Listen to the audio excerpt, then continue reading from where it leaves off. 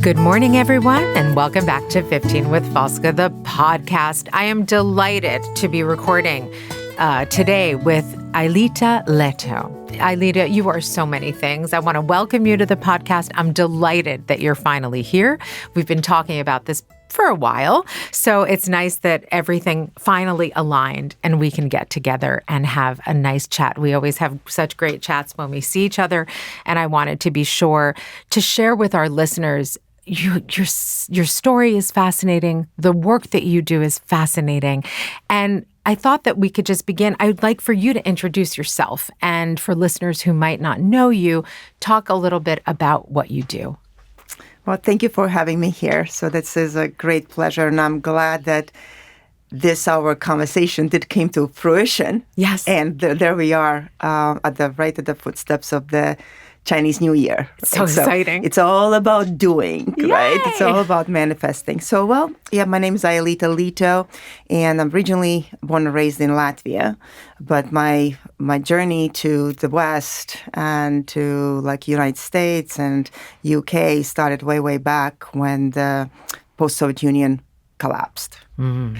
So as a physics, mathematics, and law student, I've graduated with a global business and finance. Okay. But somehow the journey in metaphysics and spirituality, that's always been very, very close to my heart. And I think this is where I'm coming from. Okay. Latvia is very, even during Soviets, my connections to my grandparents and my mother gave a lot of insight on observing, being with the nature, observing the moon phases, how to plant. So it's more like a farming culture or paganism culture. So I think the initiative of that awareness was embedded already at childhood. As a Feng Shui master, there's no such a thing that there is job offers we are hiring a Feng Shui master. It truly has been a dream come true, unrealistically come true, because in 2004, when you have to be in a threshold, what you want to do with your life, then situation brings and asks you one or the other. And that's where I made a decision and I surrendered to the metaphysics. And luckily enough, I also came across of a teacher who initiated me in Feng Shui. Fantastic. The biggest difference in finding your way in such a way is that I always thought that you becoming a Feng Shui practitioner, you have to be either born in a lineage or you're born in a family, and it's a tradition that it's verbally transmitted as a teaching. Okay. You follow your teacher for 12 to 13 years by observing only. It's not by the books. Fascinating. And you don't even speak. You only observe. That's based on tradition. So giving all that type of credit, like how the last masteries were becoming a Feng Shui, it's to me, it's like, I don't have a lineage. I'm not in Chinese. I gave all these stuff credits, I can only listen and follow and be book smart and apply it to myself. So that's first. And decision-making to leave the corporate world on entrepreneurship and deciding to start my practice or devoting myself to the practice because there's so much knowledge, book knowledge and experience and self-taught and different courses and seminars were already kind of under my belt. The circumstances created when we moved. So you moved. So where were you when this epiphany happened? Right? Where were you at that point? First epiphany happened when I was living in UK in London. Okay. And that was when I was 21. And I came across of the first Feng Shui book. Okay. So UK was at that time very, very up to beat with the Feng Shui practices and astrology practice that come from China, because that was one of the first books were published there. Okay. And I was naive. I came across of it. I applied it, and it worked. Ah, okay. Fascinating. So then I was adding other studies, and astrology. We always followed astrology. That's always been in our nature. I think here too, the Western astrology. Oh, for sure. Right? Yeah.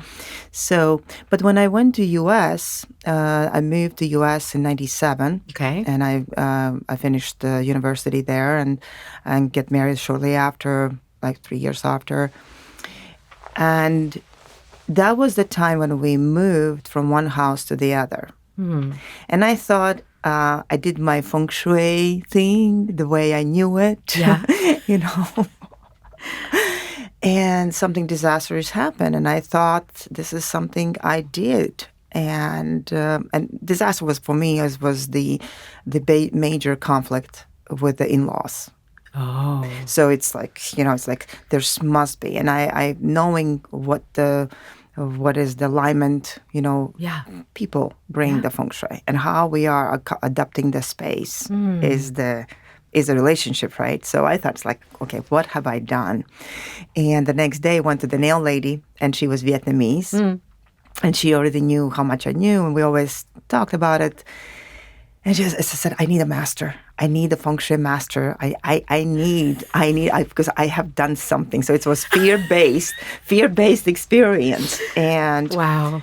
And then she pulls out a book, like the yearly kind of calendar book. Yeah.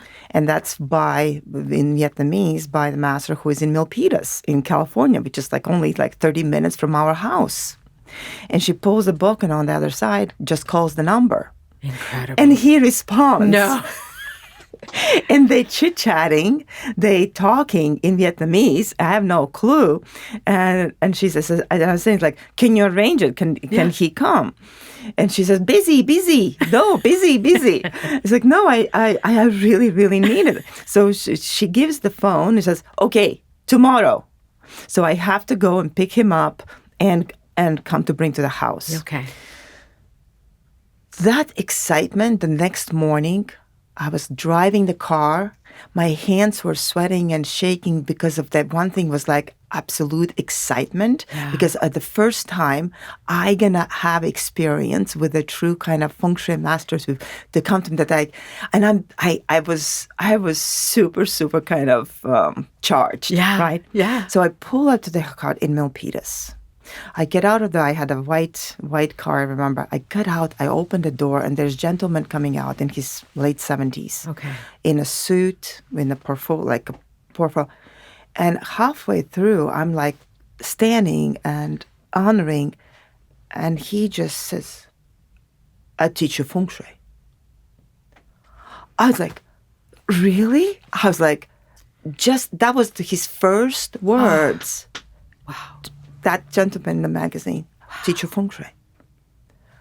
I opened the doors, we go to the house. He didn't take money. He helped me,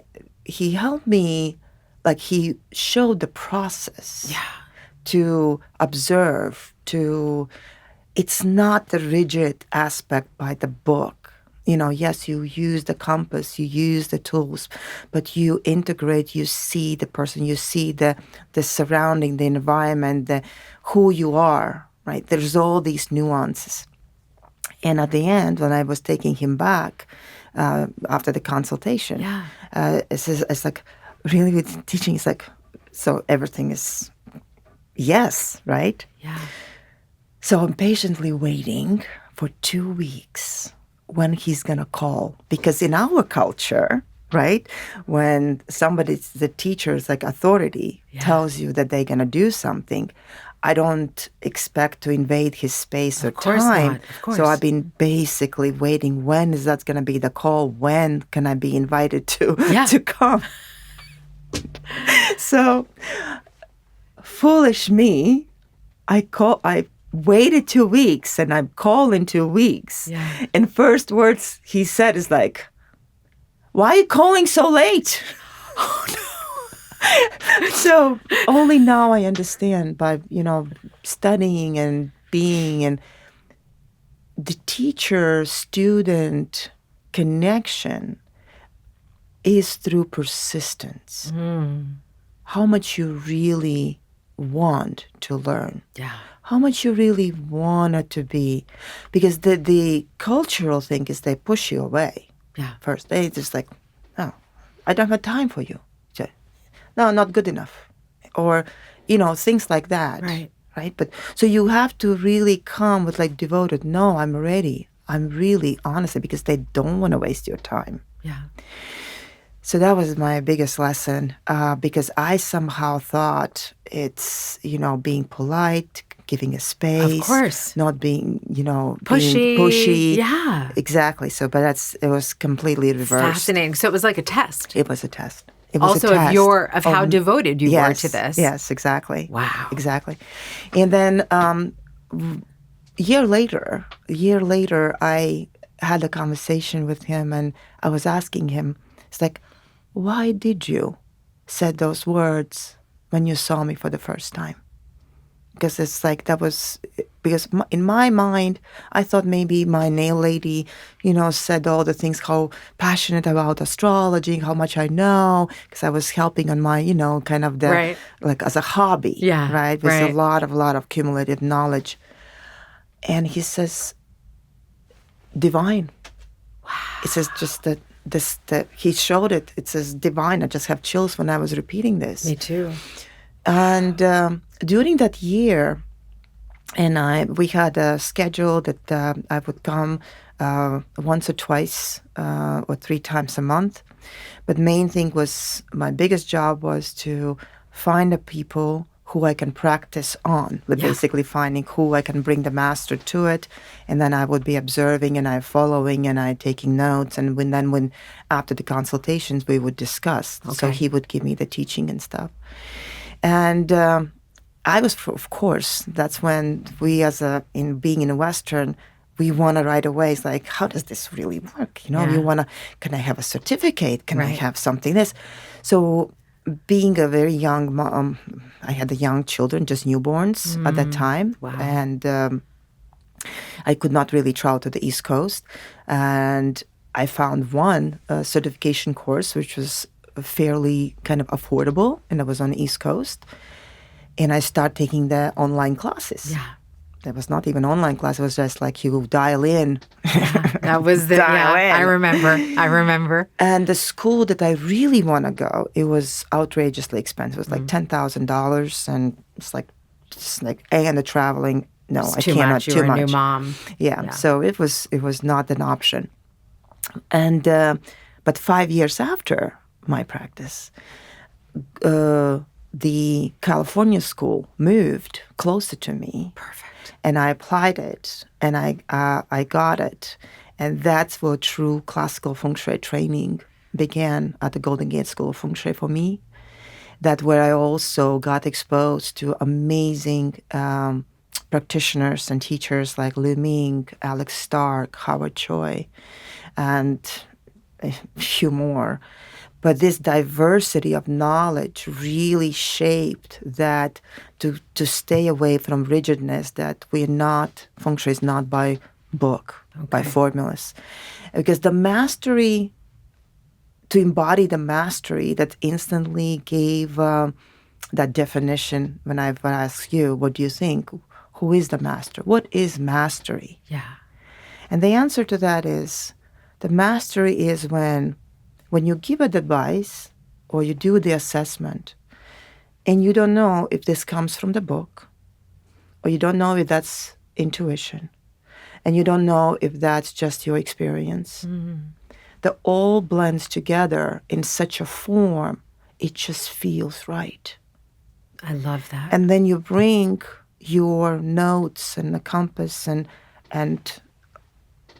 like associative thinking and logic to it, in communication, in dialogue with your client or your patient or the land.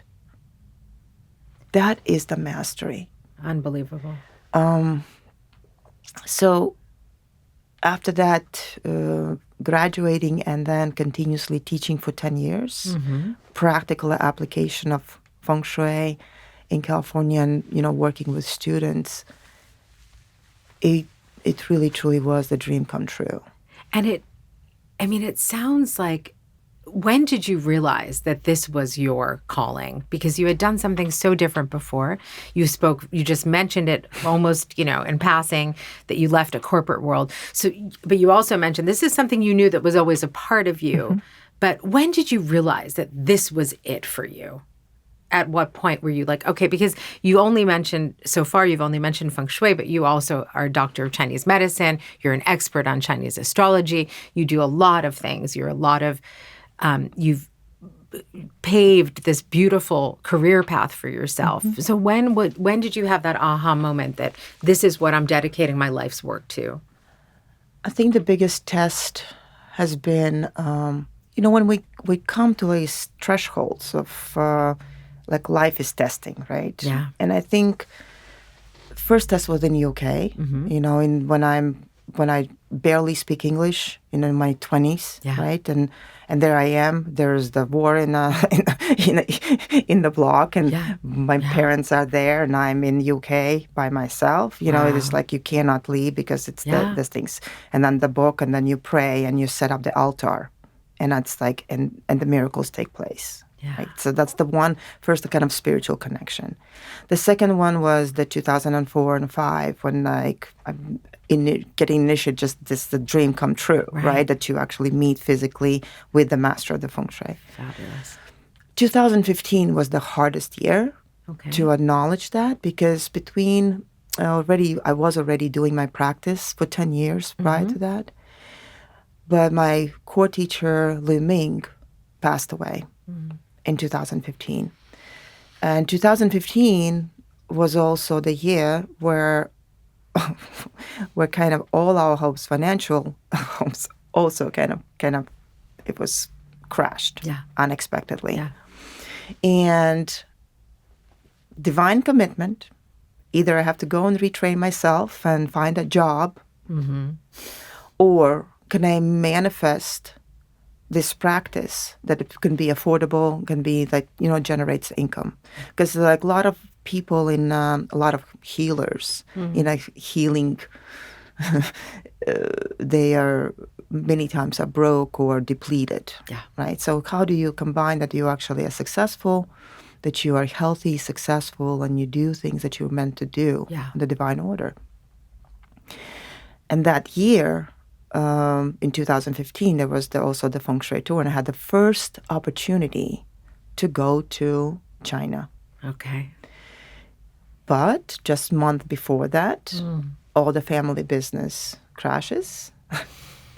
The financial dependence on a patriarch is no longer there. All my saving for the tour goes to pay the rent. Yeah. And there I am.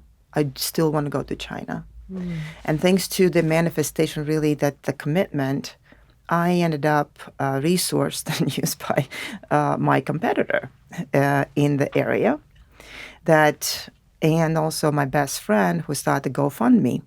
And I pre-sold my consultations, and I basically, within less than 3 weeks, managed to generate like $7,000 that completely covered my trip. Incredible.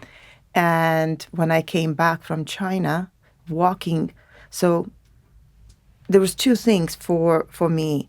That trip in 2015, and that exactly was October, November, also connected me to the Taoist priestess in Hangzhou, unknowing.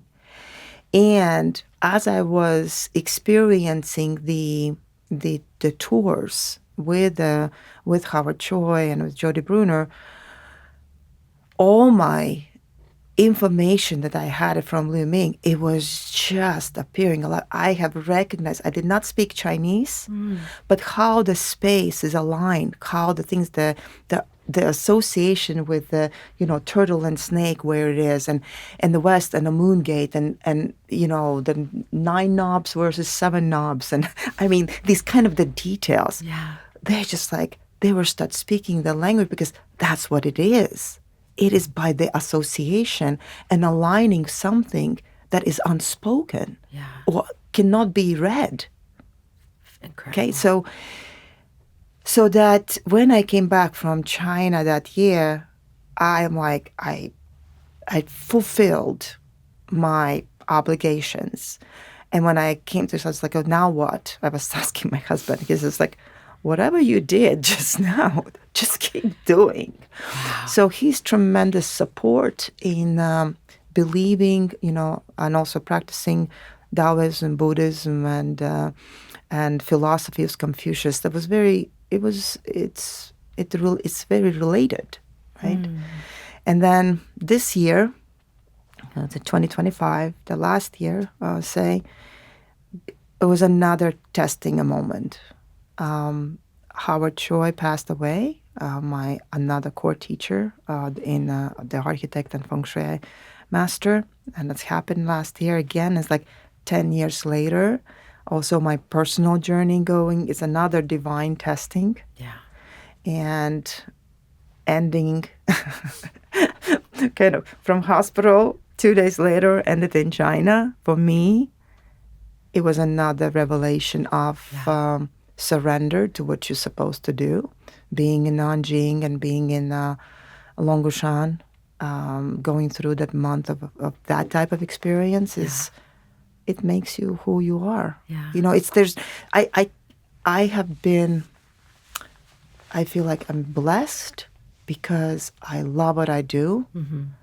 And if my other life is going to be given, I would not change it. I don't even know how to respond to what you've said. I think what comes out is such a love for what you do, and it's so pure.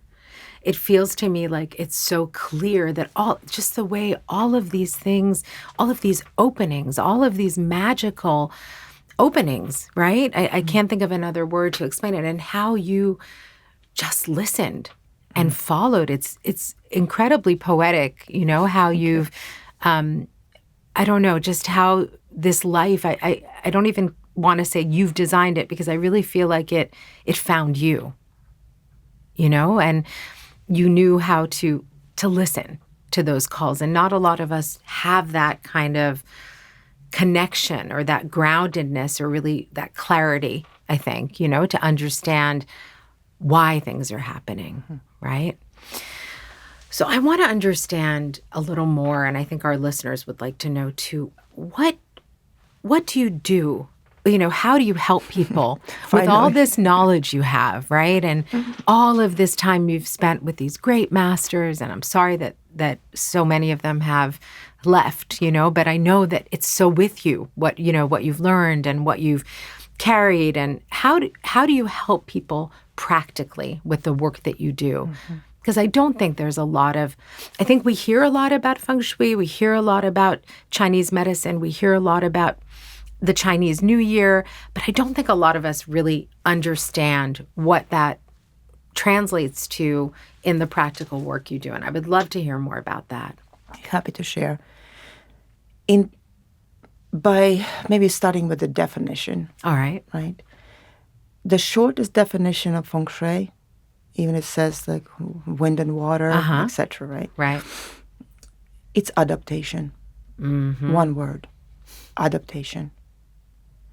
The same way how we adapt, like right now, we inhale, exhale, we adapt the immediate environment, or we adapt our breakfast, or we adapt the countries, or we adapt it's adaptation, and quicker we find a way to adapt the circumstance that everything in consistency changing. Everything continuously, consistently changing. So we are the ones who are adapting and balancing, right? Yeah. So it's everything around, within and outside is in movement. But when do you recognize when you feel you're more or less balanced? So Feng Shui, what I do is bring the balance, but it's not like just yin and yang, good or bad. That's duality. Okay. The balance is to adapt the present moment, to kind of stop. It's not slowing down, and not slowing down and stopping, but is embodying like what is your present situation. Okay. And it's like self-reflecting where you are physically, where you are energetically, and where you are spiritually. The land has the same language. The sky has the same language. And we as a human beings are giving the opportunity to adapt. Okay. So practically speaking, when I work with people and spaces, and sometimes I was asking, what do I really do? Land cannot speak. And I almost become the language of the land, or the tangible surfaces, right? Yeah. And then you bring the human chi, or human understanding, what they want, what is their capacity, and how you can achieve that in a most practical way. Yeah. Unfortunately, at least like for the last 200 years, I think the metaphysics of with the Feng Shui and astrology have been kind of diluted to the very, very low damn kind of level. Sure. That is, that people ask for just a solution, like a cure. Yeah. I'm ready. Maybe there'll be a lot of people disappointed. I don't practice gadgets, what we call cures. Yeah. It's not about cures. There's a saying, imagination leads the mind. Mind creates chi. Chi allows to 10,000 things to manifest. So when you bring this understanding that what is your relationship with the space, how you feel about the physical surroundings, or about people, right? It instantly puts you in that state of being. So when I come and visit you, or visit anybody like in a studio or in a house, I'm already reading the space, how I find the space, how easy it is, how welcoming, how it's situating. As I always said, it's like, don't clean the house for me if I come, okay? House is not a museum. Yeah. But how it's a reflection who you are. Absolutely. So if somebody is struggling and saying, well, my health is not good, or it's like, or the family relationships, it's like, or your sleep is not good. So there's a certain things you're practically approaching that is it set up by form? Is it correct? For example, if you get attacked, right? What's the safest place? I mean, run fast. Yeah. That's one thing. Yeah. But then when you have a solid wall behind you, that's your back. Yeah. Then you can really control what's coming at you. So certain elements, certain things that are very practical is that by observing and really pivoting the areas when you need to feel the containment and when you need to push the energy to flow. This is why we sometimes association with the bamboo. Yeah. Right? The bamboo is hollow, contained, hollow, contained. Or when we think about the lotus, why the lotus root and lotus flower, from the mud to the bliss, right? Why is associated with this enlightenment? Why? Because the wisdom is in the nature. Did you know that how the lotus is feeding itself? No. So the intelligence of the lotus root being in this dark, dark mud filters the water and purifies its own water to feed the stem, which is associated, basically it's a root associated without the body. Stem is our kind of our vertebrae, right, with the main central cord, bringing to the flower that never touches the water. It's incredible. It's above. So this is also why the Buddha sometimes sits on a lotus flower above the water. Yeah. Right? So there's a physical body, your energy body, and a spirit body is expressed through the simple lotus plant. Fascinating. So many things in Feng Shui, and I think this is what also I think that it's lost is forgotten, that is by association. Yeah. Just recently, when I was in China, I talked to the Taoist monks, Taoist priests, and I'm simply asking them, why do you think you have those two vases on the altar area? It's just, I don't know. I thought that because just to put the flowers in it. It's like, really? That's all you know? And I says, but have you ever, and then I asked him, how do you pronounce vase in Pinyin? And he says it, which sounds like peace. And then he says, how do you pronounce peace in Pinyin? And it sounds the same, like vase. So the idea is to reveal that when you see an object, let's say vase, and it's an altar, it's actually it's association by being peaceful. The same thing for Taoist, for example.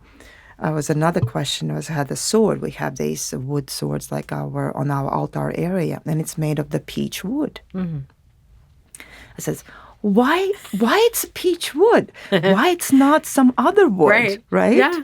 And he says, why? I'm just like, I don't even speak Chinese. It's like, well, that's so easy. It's like, I'm asking him. It's like, tell me how you pronounce peach in Chinese. And he says, Tao? I says, and I laugh. It's like, and then you are Taoist priest with a peach sword, which is a Tao sword. So what I want to bring it is to one, I think, which is very deep, because 10,000 years ago, and even more, okay, when the language was not written and literacy was not in place, the way to set things, situate things, align things was by, of course, through spoken language. And if the master would say, set the vase to the altar, it's also bringing peace. Exactly. And that is a communication to the, to all levels of people. So, sorry, maybe it was a little long to explain. I'm fascinated. I could listen to you talk about this all day. But I think one of the things that I can glean from everything you're saying is that in your practice, you really help people understand themselves. Yes. You just nailed it. I mean, that's exactly, even astrology. Or thing. It's like when you have experience is to not to change yourself, because people think about, well, I should be doing this. I should be. No, you like when I do, this is my very first time looking at your 4 animals that you have, and there we are doing podcasts, and you're double rooster in your chart. Okay, I don't know what this means. Okay, it's exactly, so before we started, I asked Aelita volunteered. She said, let me do your chart. And I want to talk about the Chinese New Year. I want to talk about astrology, because you said something really that resonated with me very deeply, which is, you don't do gadgets. And I think that right now, a lot of people are seeking spirituality, probably more than ever. A lot of people are also looking for explanations, whether that be in our little world or our big world, which is full of lots of things right now, right? And so I think we are searching for meaning. I think we're searching for more groundedness within ourselves. Yet it's a confusing place because there are so many promises or people who might be able to, help you or to find solutions. But what you do is so grounded in knowledge and in incredible dedication to study. But fundamentally, you are giving people a deeper understanding of who they are and how to move through life. That's true. It's a beautiful gift. That's true. And it has to be, so like astrology or Feng Shui, it's not something like fortune telling. No. And I think this is where the people mix the auspice of placement. That's what Feng Shui is. Yeah. Is to aligning that is appropriate, not because it's needed, but it's appropriate. Cultivating the land like that is nurtured and it's been set up for those reasons. Let's say, like living in Arizona, would I try to do the corn plant? No. It's a cacti, right? It's a different species. So you want to recognize who you are, and you want to recognize what is a potential of the land in conjunction with that. And I think this is where the honoring the priestess title also allows me to step into the space, not as Aelita, but as a objective divine being, to reflect with no judgment. I think that's the and especially when the person opens up to that to the dialogue. Because I'm not going to do predictions. Don't predict. It's like, what are you open? Acknowledging what's your capacity. And we can see that. I mean, that's why we have a Chinese medicine. That's why we look at the, face. We look at all these things, what's your posture, what's your smile, what's your, how you behave, how you present yourself. Yeah. That's all is medicine or knowledge to me when I consult. So when we consult, it's exactly, I'm not coming to fix anything. We come to pivot. And pivot starts as soon as you acknowledge. And when this happens to a person, it's up to them. Yeah. Because sometimes they get it. Sometimes it takes a little longer, and they get it. Yeah. And there's so many. It's not the time machine either. Yeah. Right. I think the Western like medicine, Western mindset is about this that we can control the nature, or we can, do things by cutting it through without looking the root, where it's coming from. Why is your left shoulder is aching?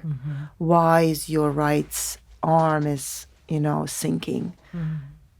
This is association. Oh, you have a patriarchal issues. Oh, you have a matriarchal issue. How is your mom? What was the last time you called mom? Do you understand what I mean? I do. Yeah. That is so this is when I step in, I cannot say it's not by the book. It's about embodying the present moment of where I am right now. And auspice, when also, as I said, like I cannot write reports. I can't. That would be like I'll be like making stuff up. Yeah. I need a human being in front of me to speak about this space or to speak about their experience. And that there's another saying is like, if there's no human being, there's no Feng Shui. Because we use our six senses. We are the ones who can show how it feels.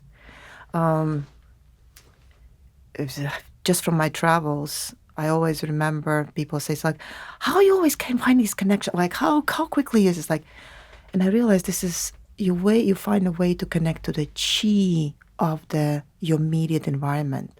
But how do you do that? How do you do that? It's just like, and I have told them when we were staying in Nanjing, we're going to the hospital for the practice, and there's this old man on the street, and he has his cart, and there's these really big yams, like big potatoes, like big, and there's like made on fire, like they are ready to go, ready to just grab and go. And I told them, this is how you connect to the chi, to the local. You pick from this man's food you buy, you eat that because he grew it, he's growing it, he's cooking it, and he's serving it. So that experience, having that, the yam, the hot potato in your hand and enjoying it, I'm instantly connecting to the local environment. I love that. Right? Yeah. So when we here in Florence, what do? Right, we can appeal, but the way we can go to those and observe this, having cappuccino or having the, macchiato or, right. just pretending but that is what imprints the chi. Yeah. And it changes us or connects us. Absolutely. Instead of like thinking, oh, that should have been this way or that way. Right. So taking things, absorbing as they come. Okay? That's one is surrender. Like surrendering, observing, feeling it. Pause. Like slowing down is not like stopping. It's a pause. That is the pivot just to catch when your inhale is ending and exhale begins. That moment. Yeah. So practical application, again, sorry for not staying on the subject at all. It's okay. It's happening organically. You just walk in a space. I think from the 30 years of having thousands of consultations and having an opportunity to also correlate things, understand why the courtyard is important, why your garden is important, why the balcony is important, why the windows are important, right? That is your connection to the outside, inside. And then also how you treat your body, what you put in, what you eat, what you drink, what you breathe. That's another feng shui. So you can have in so many layers. It's not. And if somebody would call and say, I need feng shui master because, I need to improve my finances. Okay. But there is a rigid, why are you living for? Why do you need these finances? When was the last time you maybe connected to your ancestry? And I have been huge about ancestral energy and respect and connection to that. I think that was one of my kind of a niche from the previous practices, exactly to understanding is the essence and meaning of our deceased and how much more they help and assist if you ask. Oh, for sure. I'm a huge believer in this. But that's a topic we need to Another have another podcast. I want to go back to the Chinese New Year a little and to Chinese astrology, because I think we do hear a lot about the Chinese New Year more than we used to in the past. I think now it's something that is really entered into sort of mainstream culture, right? What can you demystify it a little for us and maybe give us a sense of what awaits us in the new year? Sure. I'll try. I'll do my best. You'll do your best. One thing, the biggest difference what people understand about astrology or Chinese astrology, they have this very rigid thinking that something ends and something begins. That's a delusion. Okay. Nothing ends, nothing begins.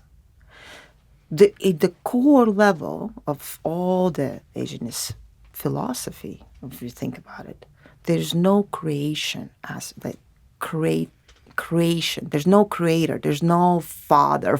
Okay. Okay. Yeah. Because when you think of it, it's a cyclical reappearance. It's a continuum, like day and night. Either we are here or not here. Okay. The day and night is going to take its course. The seasons are going to take its course. It's going to change from hot to cold and hot and cold, from day to night. It's a rhythm. There are a lot of different cycles and rhythms. There's a rhythm of your heart that's right now pounding. And then we are tapping into the rhythm as a day and night. Then there's a rhythm of the year cycle, like solar cycle, lunar cycle, new moon, full moon, you name it. Right. There's the cosmos and planetary cycles. Yeah. So it's a cyclical reappearance and how we adjust the energy to it. When we talk about the year of the, for example, fire horse, Yes. we're not talking about the animal. We're not talking about the fires, fires like now it's going to be flamboyant and, looking for the stage and aggressive. These are the words we're hearing. That's not an essence of the chi.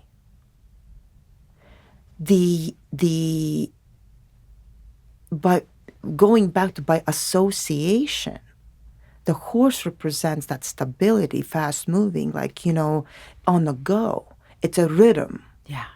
And when we think about the transition from the year of the yin wood snake, which awareness, snake does not have eyelids, right? Eyes are open 24/7. What has that taught you? Were you observant enough? Was your awareness of your life of the 2025 was pure in a sense? If you got stopped or like made to be introverted or insightful, have you made those, acknowledge? It's like going in a dark night. And now this horse, my association for this horse for the year is like Pegasus. It's a sky horse. It's the fire wings expressed in the sky. And thinking about energetically, the horse is not a shooting star. Shooting star, when you look at the night sky, it's a blip. It's if you're lucky, you see it, right? Yeah. What I want to associate this year as a fire horse is like a consistency of the constellations that we can refer to, like a Big Dipper, or any other those being observed and been there for millions of years and lifetimes. Yeah. See to think about the energetics, when we transition from one year to the other. Like right now, like 2 days ago, we had new moon. Yeah. And this is the last new moon of the year of a snake. How do we look at it? And by one way to associate is I think about year comes to end energetically. And envision this is the old grandma, old lady. She has her eyesight. She sits, she can't do anything, but she can reflect. She can observe the kids, the new runners, right? Those little horses and stuff. And all she can do is like, well, when I was I was doing X, Y, and Z. So self-reflecting was about 2025. Okay. And now these last few weeks, as we're looking at the year, we mindfully closing the past experience. It doesn't mean we're forgetting the year. Can we learn from it? Yeah. Can we bring that along? Not neglecting, not like saying, oh, that was a bad year. What does that mean? Right? Life is not about good or bad. I can say, going through my own, health experience, right? Was that bad? I said, it's like, I'm embracing it, right? So now we're going to be by February 4th, based on the solar calendar, the year of a fire horse will start. But that's what we do for the Feng Shui to calculate the numbers, etc. The lunar calendar starts in a February 17th. Okay. So each month we have also associated with the other 12 animals. And this particular year, it's going to be very fast-paced beginning because there is a compatibility between horse, tiger, and dog. Like that's a trinity. Right. And the secret lovers is the horse and goat. So in astrology, your year, the year you're born, your hour you're born, your month you are born, your day you are born, it's a synthesis of everything combined. And that creates who you are. What's your potential? How you use this energy during the year of a horse, which is going to be, that is that universal impact. Fast-paced, yes. because it's a fire energy. It's also it's going to be alignment spiritually. Okay. There's a lot of awareness of like, we are raising our consciousness to the next level. Okay. Let's say if somebody's doing things working just because of something that is material good, right? Yeah. If there's no other feeling or a relation to your heart and mind, then you're wasting your time. There has to be a passion, has to be commitment, has to be a living, a pulsing. So when we associate horse is also freedom. Yeah, freedom. It's the freedom of your like explicit way of expressing, saying, being, right? Not be kind of contained. Contained, yeah, or right? confined, yeah. Yes, it's that. Can you do your projects? Can you do your work that you love, you're passionate about, and expand? Do you see that? It's a quality of chi that everybody can tap into it. It's not a thing. It's our conduct. And that conduct get trained from the previous cycles. Okay. One thing by being in Florence, which I just not accidentally, but probably nothing is accidentally, right?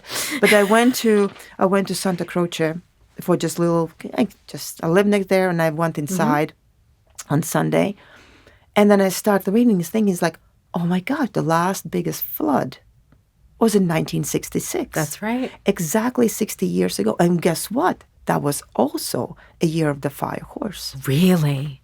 Really. Oh my gosh. Huh. It doesn't have to repeat. No. Did we learn from that? Have we made the modifications? There's a lot of things have been done in the last 60 years dealing with the Arno River. Yeah. Right? Yeah. So it's going to be a test. It's not the prediction that we have to invite the tragedy. It's about, have we got enough knowledge or experience to deal with it just in case if we're facing it again? Wow. I'm so mesmerized by everything you're saying. I want to talk to you all the time. I want to understand so many things. And I love what you do. I love how you see things and how you read people, and I'm fascinated by your work. Like, I'm truly humbled by your. No, I'm sitting here. I'm not even saying anything. I'm just spellbound. But we're getting to the end of the podcast, and so there are 3 questions I want to ask you as we close. The first is, how did you get to Italy? I didn't even ask you. I don't even know your personal story. I mean, Latvia, the UK, the United States, China, but you settled here. Settle for now. For now. I always say the same thing. Why? What was it about Italy? Italy, so my husband, his ancestry are Italians. Ah, okay. And his dream to maybe approach, and because I'm a dual citizen, so me and kids are all good. Okay. We are...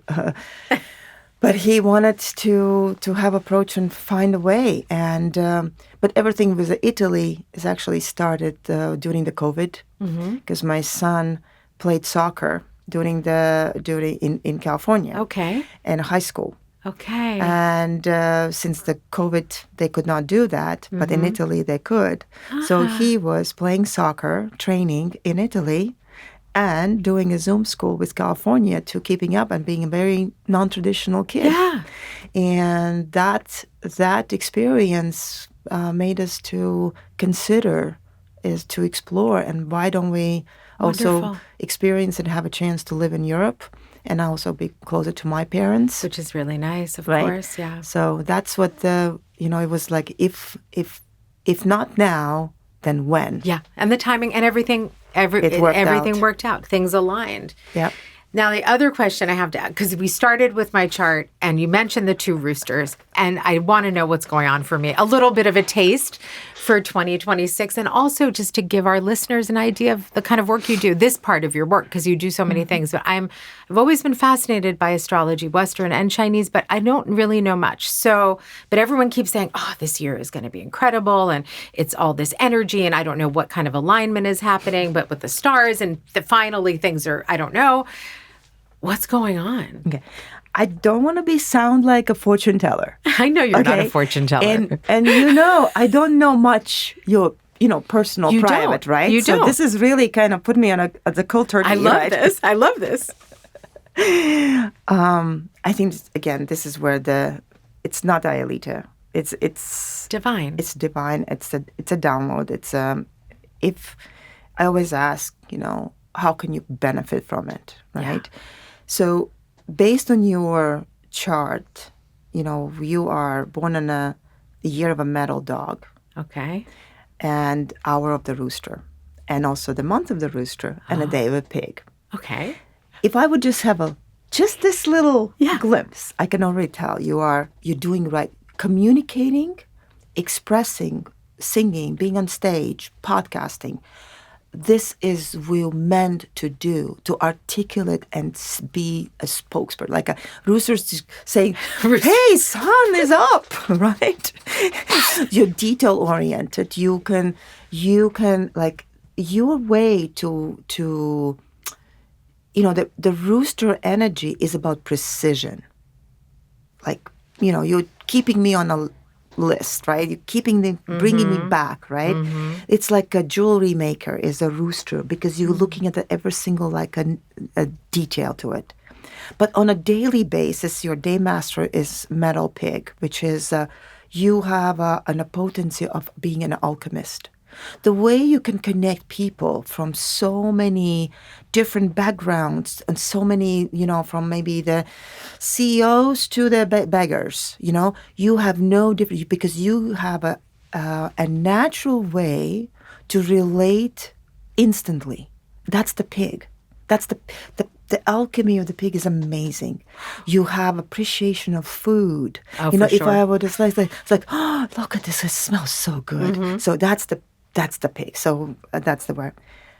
As a year metal dog, you are extremely loyal. Yeah. Loyalty, and I want everybody to know, you should be also knowing, if there is a betray, there's no way back to your heart. Period. Yeah. During especially as a metal dog, and there's a story, the oldest, like the breed of dogs that've been, chow dogs in China. And they work in Trinity, dog, horse, and a man. When they were in a war, when the Trinity goes, dog is the one, even the battle in a man is killed, the dog would not let anyone touch its corpse. Wow. Dogs were partners with the horses because what the dogs did, they were biting into the opponent horses to take them down in a battlefield. So when you go back to these, the war stories, the trinity of man, dog, and a horse is very, very, very significant. Then we add an element of the tiger, which is right now, this is when the moon, with the Chinese New Year starts with the moon of the tiger. Yeah. And this is where I'm also bringing the auspice of how diligent and how finally tigers, the months, the February, March, will be in a right commitment point. The people, when they were saying they're going to do, they're actually going to do, right? When you have your chart has the dog, rooster, pig, I can say it as a dog. So your connection during things you're going to be practically applying, like a rhythm, getting in the rhythm with this is the year of executing, no way back. I love this. Okay, practical application. And something very significant in your chart did happen, pivoted last year. Okay. That's you started a brand new 10-year decade, which is the brand new beginnings. If the previous decade were you like kind of one-man show in a sense, or maybe you were going through life of like on your way, then you're finally tapping in your true mission.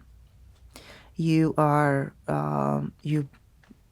this is like new beginnings. This is this decade, and let me see that you're see, I'm doing everything on the fly. A lot of changes for you this year in a good way. Okay. You're a little bit rebellious. You may be anticipating these changes, and you may be a little bit of thinking like, how exactly it's going to happen. Okay. 100%. Okay. Aelita, 100%. This is so spot on. You're freaking me out. Okay, sorry. Okay. No, We it's can cut this out. wonderful. No, we're not cutting this out. Like, this is fascinating to me. Okay, well, thank you for allowing it to be open. I mean, there should be a dialogue, right? Right. But I'm just giving you like really these like kind of, and a lot of the things. I don't know if you're planning. Where was you originally born? New Jersey. And where's your parents are? In New Jersey. And where was the last time you saw them? A few weeks ago. Good. So, over the holidays. So maintaining that spiritual connection and the wisdom that you can this year, that connection. Okay. Getting in a rhythm. Okay. Like my mom is used to talk to me every morning, and that's why it was interruption. Yeah. It's like, where are you? What's happening? The rhythm. The rhythm. Okay. Because the dog is like galloping. When you're in a rhythm, you allowing things to go with timely. Okay. Okay? You must do what you love because that's where the wealth is coming. There's abundance of wealth this year if you manage it right. And your health, I have to say, your health is directly linked this year, is directly linked to Feng Shui. It is. So way of placement, let's say, because you have Rubin Star, Pre-Star, Magistrate. So if there's something that you maybe you're investing in your ancestry, maybe you're investing in the land and you're correlating that. Okay. So I don't know. So that has another conversation more deeper, but that seems like no, we're having another conversation. So the question I always ask, first of all, thank you for this because this is really powerful what you've done, and it's giving me a lot of insight into a lot of things, and it's so spot on. I mean, it's incredible. So the question I usually ask my guests, my last question is always, "What's next for you?" But I know that what's next for us is we're going to do a deeper dive into this. And I think you're going to need to come over and we'll look at the Feng Shui in my house. Okay. But what is next for you beyond doing a deeper reading for me and for all of the clients who are so lucky to work with you? Because this is incredibly I and insightful work I think we should all be doing. Thank you. Well, if I can go back to my situation in September. Yeah. Those who don't know, but facing cancer and standing on a September 1st, I was standing at the Arno River, doing my daily practice, doing purging and breathing and sounds and you name it, and praying. And knowing that, what do I want to do with my life? And that was where the answers came. It's like, I told Divine, I have so much more. I love to teach. There's so much more I want to share. There's so much more. It's like, I really do. Yeah. And if it's worth of my time, I would love to live longer and do that. And I think the Divine really listened, and I'm grateful. I'm grateful too. So this year, because it is a 5-horse year, and I'm doing a lot of practical office adjustments. Okay. So integrating to new platform. I am planning to go back and teach online. Wonderful. And then My dream is to bring the group the same way I stepped on land, the mainland of China, and experienced Feng Shui. I would love whoever want to follow and study, experience, and then have this practical hands-on, like walk the qi, walk the Feng Shui qi. I would love to bring this as a, learning experience. So you study online, you do adjustments as we go, and then we create the trips to visit the mainland. Would also love to write a book. Yes. And maybe that goes with it. Yes. But exactly not like what is, but referencing what it like before and after. Building, how it is, what happened. When happened when they call you for one thing, and then you do Feng Shui and happens something else. Right? You pivot. Because you pivot. And I can't control that. It's just like you have to be, something also about the year of a horse. You have to be very honest. Okay. Honesty is the essence of this year because when you can have a chance to say a strong no, it also means you have a very strong yes. I love that. That is the fire horse because, horse has a freedom. And you keep in the right. So this is as well. I'll be very mindful. What am I promising? And of course, my Chinese New Year talks, presentations, just continue committed, and the family business. Yes, no, it's wonderful. I will put all of your information in the show notes so everyone knows how to find you and where to find you. Thank you. But this has been such an illuminating conversation for me. I've always been drawn to you since we first met. Thank you. And there was always your energy, your light, always smiling, always just such a joy to speak with you. Thank you. But today, really digging deep into your work, into your life's work has been a privilege for me. And I'm not just saying that, I'm like all goosebumps. I'm very moved. I want to thank you for coming on the podcast today and speaking with us about all the wonderful work you're doing. Sir, thank you for having me. Grazie mille.